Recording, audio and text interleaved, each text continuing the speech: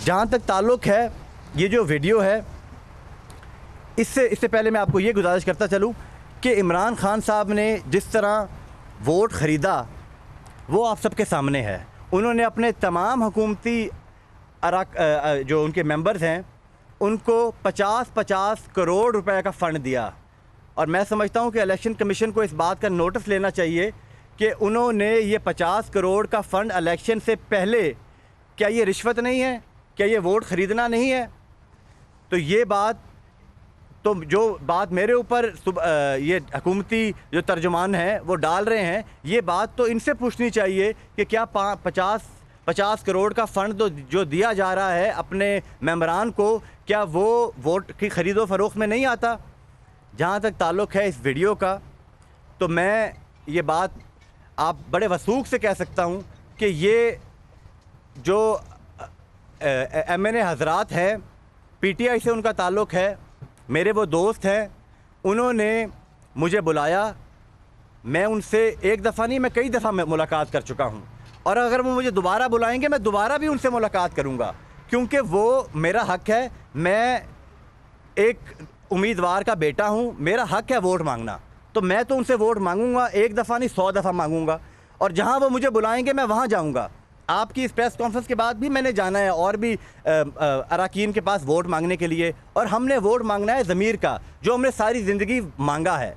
हमने सिर्फ़ और सिर्फ ज़मीर का वोट मांगा है, और मुझे ये बात, इस बात पे फ़ख्र है कि हर इलेक्शन में हमें ज़मीर का वोट मिलता है। ना हमने कभी वोटों की ख़रीदो फ़रोख्त में हम कभी हिस्सा डाला है या हिस्सा लिया है, और ये हमारी तारीख़ गवाह है। आप मुल्तान के किसी भी आवाम से पूछ लें, मुल्तान की आवाम से, कि क्या हमारा ख़ानदान ने कभी ज़िंदगी में वोट को ख़रीदने की कोशिश की है, या किसी के ऊपर पर्चे का या खौफ का या किसी चीज़ का वोट मांगा हो? हमने हमेशा मोहब्बत का, प्यार का और ज़मीर का वोट मांगा है, और वही वोट मैं मांग रहा था उन मेंबरान से, और उनसे मेरी जो गुफ्तगू थी वो आप सबके सामने है। उन्होंने मेरे से ये सवाल किया कि हम आपको वोट देना चाहते हैं, और हम हफीज़ शेख, जो हमें 2.5 साल से हमारा नाम भी नहीं जानता, 2.5 साल से हम उसके साथ मुलाकात करना चाहते हैं, वो हमें दफ्तर में नहीं घुसने देता अपने, तो हम हफीज़ शेख को वोट नहीं देना चाहते। हम गिलानी साहब का एहतराम करते हैं, हम गिलानी साहब को वोट देना चाहते हैं।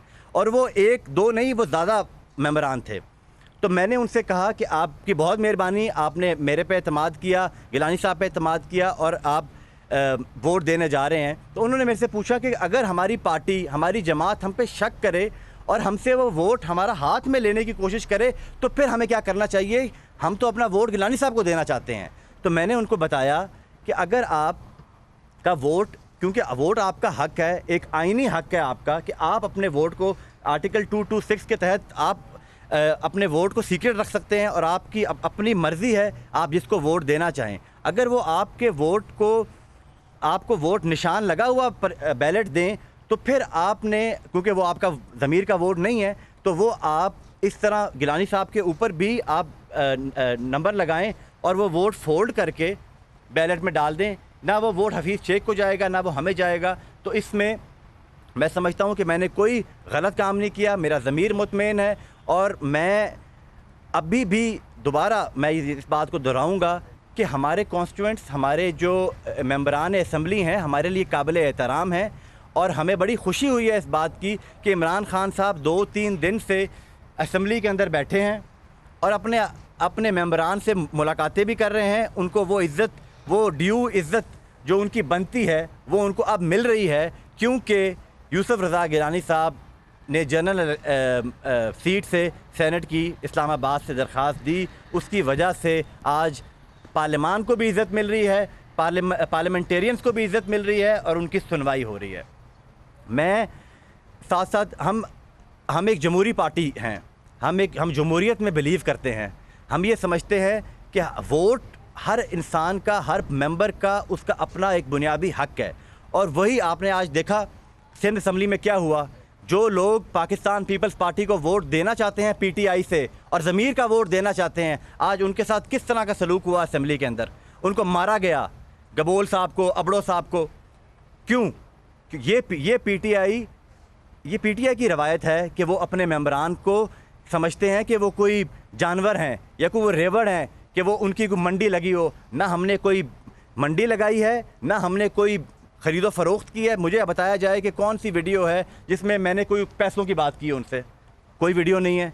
उन्होंने मेरे से सवाल किया, मैंने उन सवाल का जवाब दिया। उन्होंने मेरे से पूछा कि हमने वोट डालना है और हमने वोट, अगर हमारा वोट वो हमें निशान ज़्यादा वोट देंगे फिर क्या करना है, मैंने उसका जवाब दिया।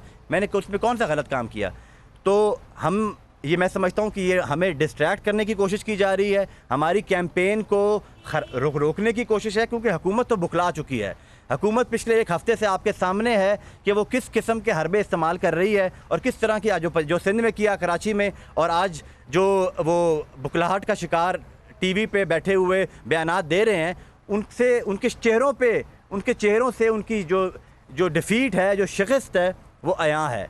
तो इंशाअल्लाह ताला कल का जो सूरज होगा वो यूसुफ रज़ा गिलानी साहब की जीत का होगा। और इसके साथ साथ मैं अदी शाजिया मरी साहिबा को गुजारिश करूंगा कि अगर वो कुछ कहना चाहें तो वो कह सकती हैं। बहुत शुक्रिया। बिस्मिल्लाहिर्रहमानिर्रहीम। आप तमाम साथियों का बहुत शुक्रिया, आप तशरीफ़ लाए। जिस तरीके से अली हैदर ने बयान किया कि एक वीडियो जो है वो सरफेस की और उसके हवाले से वो खसियानी बिल्लियाँ जो कल से मुख्तलिफ़ खंबे नोच रही हैं सुप्रीम कोर्ट के फ़ैसले के बाद, और फिर इलेक्शन कमीशन पर दबाव डाला जा रहा है मुख्तलिफ़ तरीक़े से, तो वो खसियानी बिल्लियाँ जो हैं इस वीडियो के सरफेस होने के बाद एक बार फिर जिस तरीके का रवैया अख्तियार कर रही हैं, वो इस बात की अलामत है कि हुकूमत बौखलाहट का शिकार है।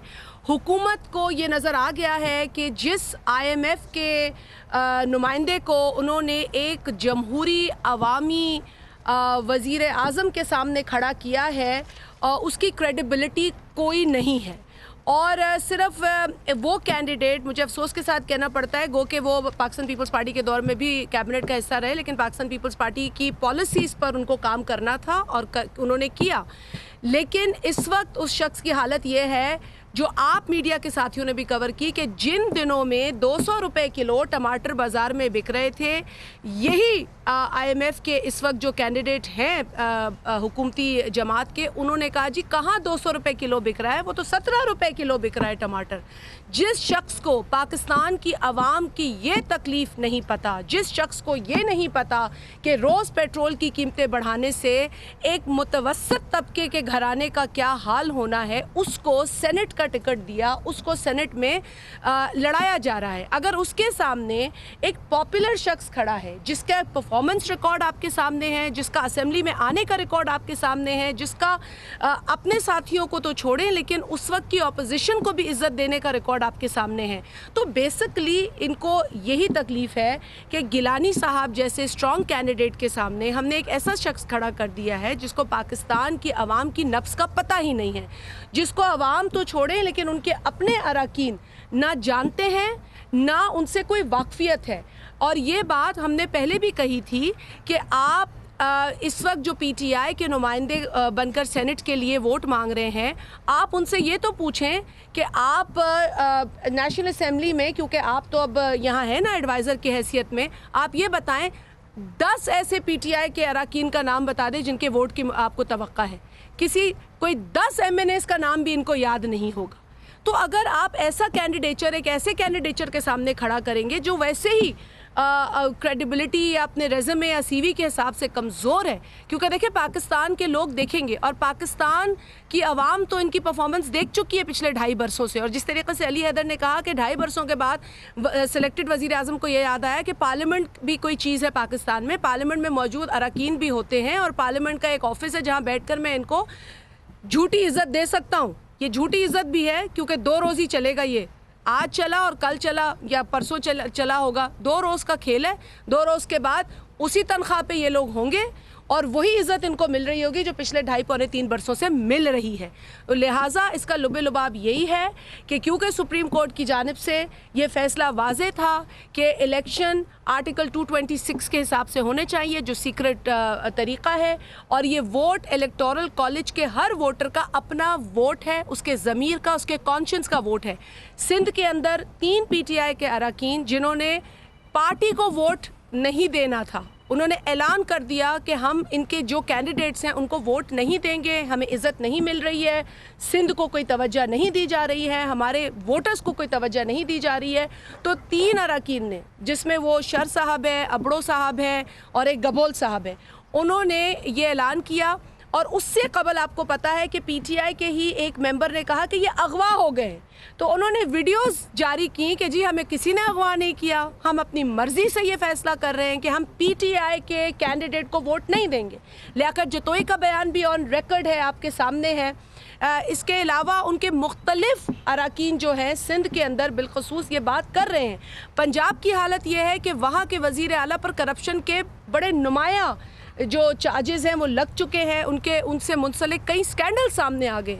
लोग दिली तौर पर, चाहे अवाम तो आपके सामने है, लेकिन इनके अपने अरकान जो और कुछ नहीं तो इज़्ज़त के तलबगार है, और वो भी उनको पिछले 2.5-3 बरसों में नहीं मिली। ये वोट सीक्रेट है।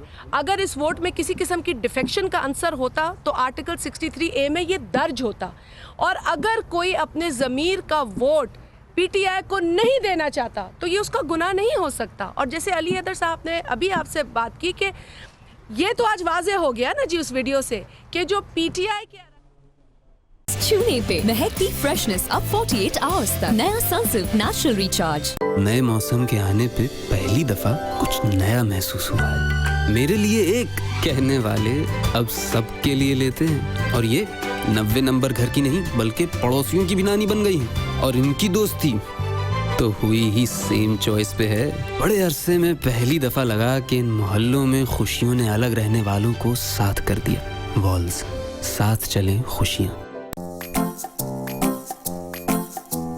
बॉडी में पोल्यूशन गया, बॉडी में पोल्यूशन हर दिन हर पल जब चाहे